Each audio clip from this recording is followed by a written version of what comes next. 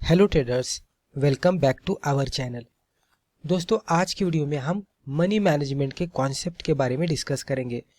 दोस्तों, जब भी हम ट्रेडिंग करना शुरू करते हैं, वो मे बी इंट्राडे में होगा, स्विंग होगा, शॉर्ट टर्म या तो लॉन्ग टर्म होगा, तो स्टॉक सिलेक्शन करने से भी ज़्यादा, यानी कि हमारी ट्रेडिंग स्ट्रैटेजी से भी ज़्यादा जो इम्पोर्टेंट होता है वो होता है मनी मैनेजमेंट।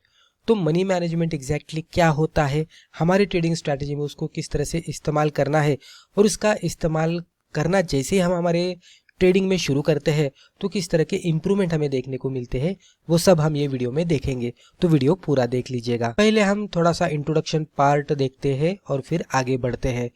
तो जनरली आपको पता होगा कि जो 90% ऑफ ट्रेडर्स है वो स्टॉक मार्केट में पैसा लूज करते हैं, गवाते हैं, लॉस करते हैं। इवन वो राइट स्टॉक का सिलेक्शन करते हैं और फिर भी वो पैसा नहीं कमा पाते। उसके पीछे मल्टीपल रीज़न हो सकते हैं, जैसे कि आपने कोई अच्छे खासे स्टॉक में पोजीशन बना दी और पोजीशन बनाने के बाद स्टॉक सडनली एक 10% तक ऊपर चला गया। अभी आपको लगने लगता है कि और भी ऊपर जाएगा और 15% 20% का रिटर्न देगा। धीरे धीरे ये नीचे आता है, 10% का जो रिटर्न दिख रहा था वो अभी आपको 7% दिखने लगता है, फिर ये नीचे आता है, 5% पे आता है और फिर नीचे आकर बाइंग प्राइस पे आता है। तो यहाँ पे लगने लगता है कि ये 10% का था और अभी बाइंग पे आया है। तो यहाँ पे कैसे निकाले, क्योंकि एक बार इसने हमें 10% दिखाया था, तो बाइंग पे निकालना थोड़ा मुश्किल होता है बिकॉज ऑफ इमोशनल रीजंस। और फिर बाद में जाकर वो नीचे भी जाता है और फिर स्टॉप लॉस हिट करता है, या तो और भी नीचे जाकर अगर लॉस पे, स्टॉप लॉस पे एग्जिट नहीं किया तो और भी ज्यादा लॉस दिखाता है। राइट, ये बहुत बार आपके साथ हुआ होगा। तो ये स्टॉक सिलेक्शन के वजह से नहीं हुआ। स्टॉक सिलेक्शन तो आपने अच्छा किया था, उसके वजह से इसने 10% रिटर्न दिया, लेकिन आपके पास प्रॉपर एग्जिट स्ट्रैटेजी नहीं थी, उसके वजह से ये हो गया। तो बहुत सारे ट्रेडर्स को ये भी प्रॉब्लम आता है। तो यहाँ पे हम ऐसा तो नहीं कह सकते कि उन्हें टेक्निकल एनालिसिस के बारे में पता नहीं है। टेक्निकल एनालिसिस के बारे में पता है, उसीलिए तो उन्होंने अच्छा खासा स्टॉक सिलेक्ट किया था, लेकिन उनके पास एक कमी थी, एग्जिट कहाँ पे करना है उनको पता नहीं था।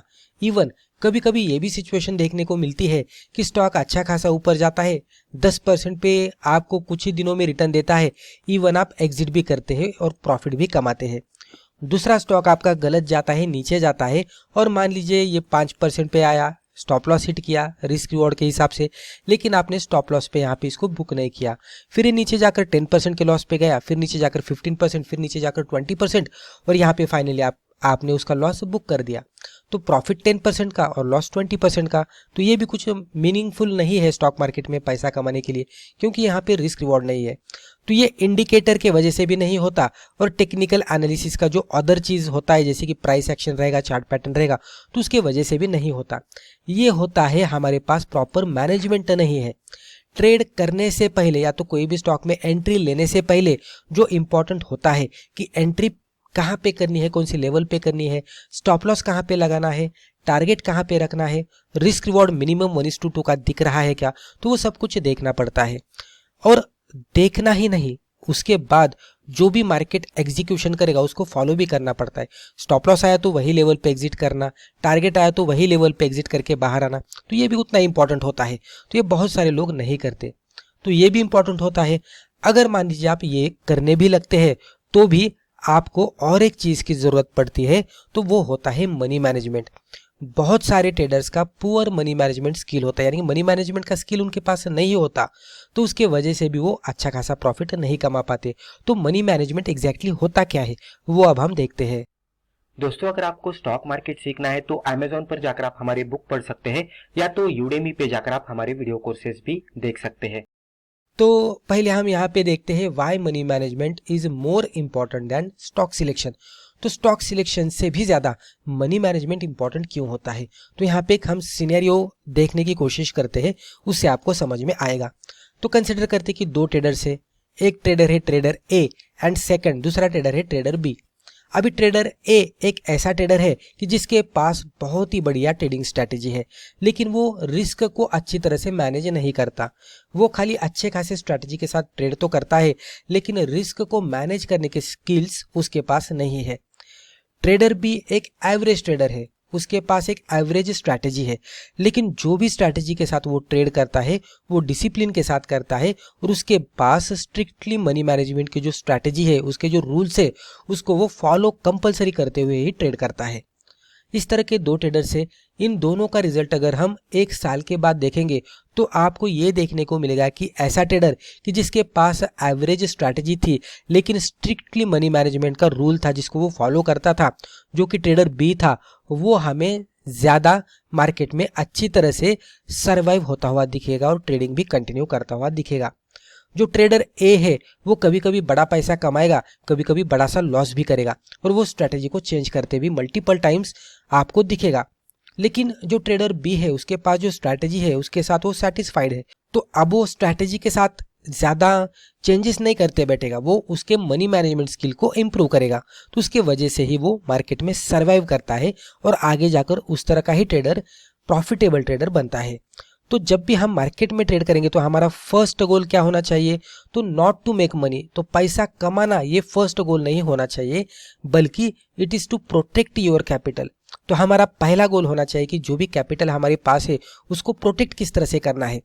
जब भी हम मार्केट में हमारे कैपिटल को प्रोटेक्ट करना सीखेंगे तो ऑटोमेटिकली सेकंड स्टेप में पैसा आना शुरू हो जाएगा। तो first protect your capital and then automatically it follows making the money in stock market. अब हम यहाँ पे सबसे इंपॉर्टेंट रूल्स देखने वाले हैं, ये आपको अच्छी तरह से पता होने चाहिए।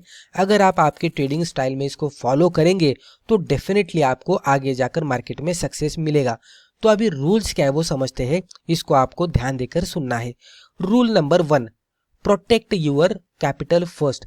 सबसे पहला और सबसे इंपॉर्टेंट यही रूल है कि जो भी हमारे पास कैपिटल है उसको प्रोटेक्ट करते करते ट्रेड करना है, यानी कि प्रोटेक्ट करना यानी कि ज्यादा लॉस नहीं होने देना है।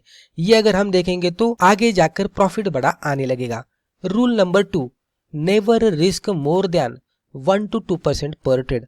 जो भी कैपिटल है उससे अगर हम 1 to 2% का कैलकुलेशन करते हैं तो उससे ज़्यादा जो रिस्क होती है वो एक ट्रेड में हमें नहीं लगानी है। Rule number 3, decide your stop loss before entry. तो बहुत सारे बिगिनर लेवल के लोग ये गलती करते हैं कि एंट्री करते हैं और फिर स्टॉप लॉस ढूंढते बैठते या तो लगाते भी नहीं। तो आपके पास पहले से ही ट्रेडिंग प्लान होना चाहिए, राइट, कि कहाँ पे एंट्री करनी है, स्टॉप लॉस कहाँ पे लगाना है, किस तरह से लगाना है, ट्रेडिंग बेसिस का है या क्लोजिंग बेसिस का है, डेली क्लोजिंग बेसिस का है या वीकली क्लोजिंग बेसिस का है या मंथली क्लोजिंग बेसिस का है। तो स्विंग रहेगा, शॉर्ट टर्म रहेगा, डेली क्लोजिंग बेसिस पे रहेगा, मिड टर्म रहेगा, वीकली क्लोजिंग बेसिस पे रहेगा, लॉन्ग टर्म रहेगा, मंथली क्लोजिंग बेसिस पे रहेगा। तो वो आपके पास पहले से रूल्स होने चाहिए। अगर टारगेट पे जा रहा है तो आप कहाँ पे निकलने वाले हैं, आपका टारगेट कितना है, तो वो भी पता होना चाहिए। रिस्क रिवॉर्ड कितना दिख रहा है, एंट्री से स्टॉप लॉस का डिस्टेंस कितना है, एंट्री से टारगेट का डिस्टेंस कितना है, तो ये पहले से ही पता होना चाहिए before making position. Rule number 4, position sizing.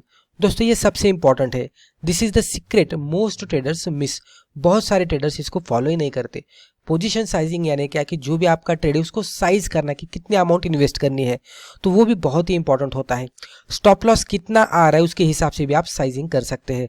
अगर कोई ट्रेड में स्टॉप लॉस बहुत दूर है तो कम साइज होगी, यानी कि कम अमाउंट आप इन्वेस्ट करेंगे। अगर स्टॉप लॉस छोटा है तो ज़्यादा अमाउंट इन्वेस्ट कर सकते हैं। तो वो किस तरह से करेंगे, तो पर ट्रेड मैक्स लॉस डिफाइन करना है कि मैंने इस तरह से सोचा है कि हर ट्रेड में अगर स्टॉप लॉस हिट होता है तो 1000 का लॉस होना चाहिए, टारगेट आता है तो 2000 का मिनिमम आना चाहिए।